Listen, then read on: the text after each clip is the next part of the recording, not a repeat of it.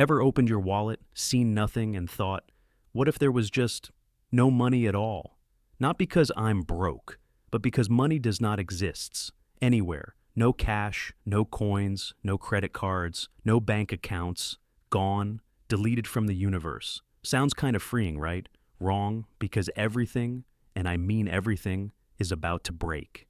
At first, Stickman is confused. He walks into a store, tries to buy a snack. Cashier says, "No money? Then, what do you give me?" Stickman slowly slides over a shiny rock. It doesn't work. See, money isn't just paper or numbers on an app. Money is trust. It's a system we all agreed on. I give you this, and you give me that. Without it, that deal disappears, and now nobody knows what anything is worth. The world slows down, shops close, people argue, economies crash.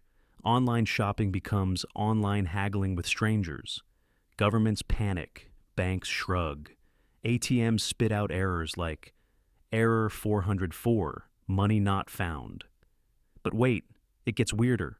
Jobs stop making sense. Why work 40 hours a week for nothing? No salaries, no tips, no taxes. The IRS, gone. That part's actually kind of nice. But hospitals, firefighters, teachers, everyone starts asking, why should I keep working? Soon, people start creating new systems.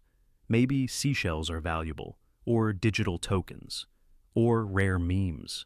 Someone trades 3 golden retriever gifts for a car. It's chaos, but creative chaos.